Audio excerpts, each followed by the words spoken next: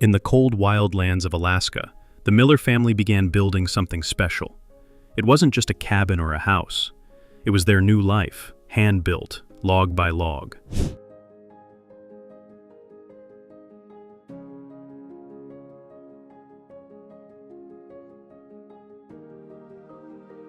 It all started with the foundation. First, they dug out the area and poured a thick concrete slab. Then, they stacked insulated concrete forms, similar to large hollow blocks, and filled them with steel bars to reinforce the base. After that, they poured concrete inside the forms, turning the hollow shapes into solid walls. This helped keep the house warm even during freezing winters. Next came the heating. Joas laid down PEX tubing across the floor.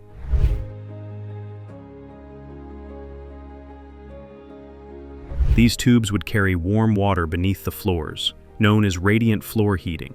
It would keep the floors toasty and comfortable, even when snow covered everything outside. With the base ready, it was time to raise the frame. The family placed thick wooden beams along the top of the concrete walls, outlining where the rooms would be. Slowly, the walls began to take shape.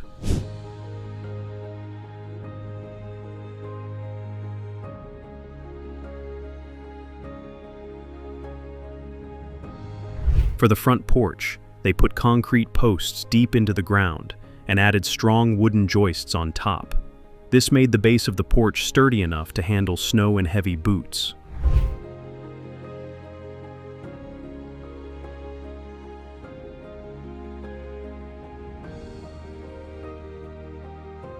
The Millers didn't use normal boards for their walls. They used real logs, and they didn't just stack them. They used a method called mortise and tenon. This meant carving special shapes into the ends of each log so they would fit together tightly, like puzzle pieces. This method made the walls strong and kept out wind and rain. Joas also did something special to the logs. He burned the outer layer using a torch. This method is called charring. It may sound odd, but it protects the wood from bugs, rot, and harsh weather. The blackened surface also gave the home a dark, elegant look.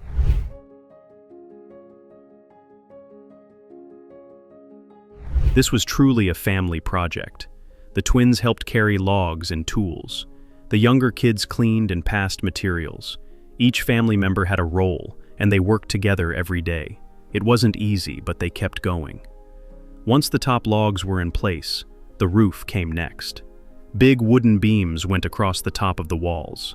A special spray coating was added for sealing, then wooden boards were laid down. Finally, thick layers of insulation were added on top. This would keep the warm air in and the snow out.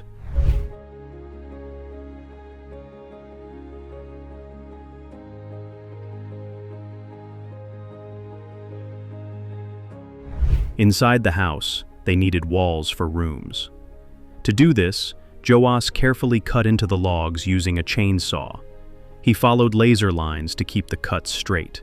Then, he lifted up the wall frames and fit them into place, using glue and heavy screws to lock them down. Joas also made small wooden blocks for the light fixtures. He drilled holes and attached the bases so that wires could be added safely.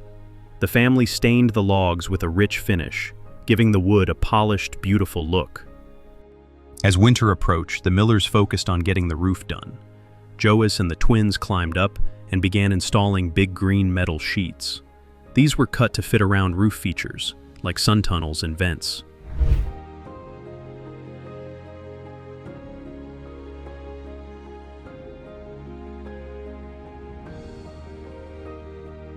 With the roof in place, the home was finally protected from snow and rain.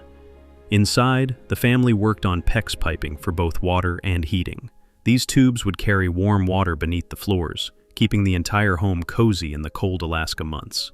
To install the windows, Joas added special window bucks. These helped the logs settle naturally without hurting the glass.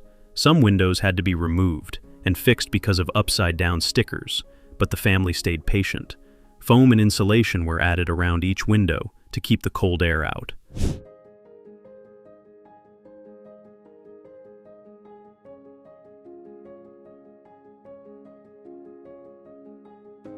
The fireplace was next. Joas and Ethan built a strong base and prepared the wall behind it. Since a switch would have been buried by the stones, Joas added a wooden frame to keep it accessible.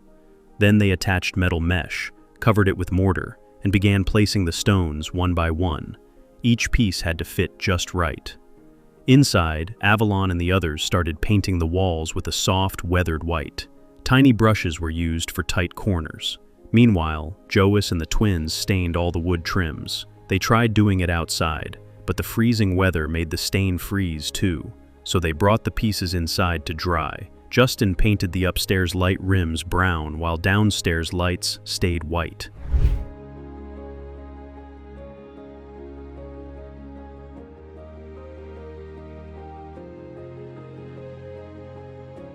All the switches were wired with dimmers, and entrance lights were grouped on a single switch for easy use. Trim pieces were added around the windows, doorways, and beams.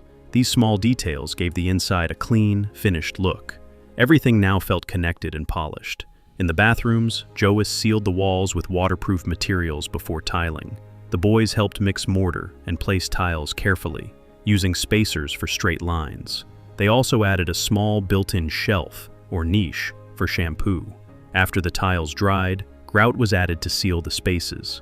Light-colored tiles made the small bathrooms feel more open, while darker accent tiles added style. Before flooring could go in, Joas applied a moisture-blocking seal to the subfloor. Then, he and the boys laid down luxury vinyl planks, LVP, locking each one tightly in place. Trim and transitions were added at the edges to make the floors look neat.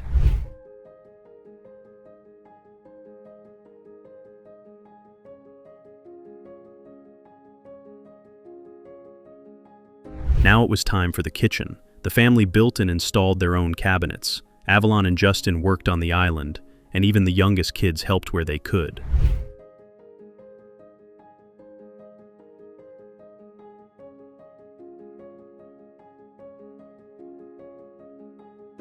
Joas built a concrete countertop for the kitchen, using a wooden frame and metal bars for strength. Once the concrete dried, Avalon helped sand it smooth. Priscilla painted soft colors on it for decoration, and Joas sealed it with a glossy finish.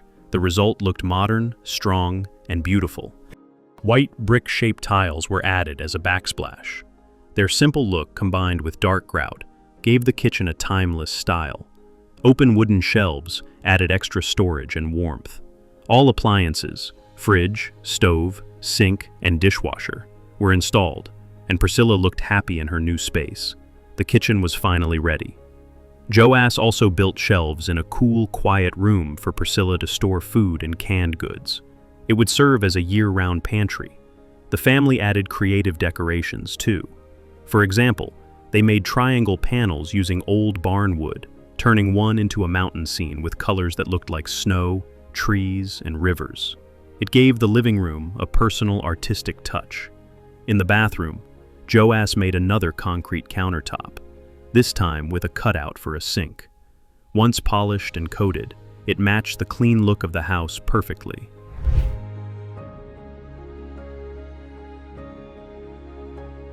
By the end of the build, every room had been touched by the family's hard work.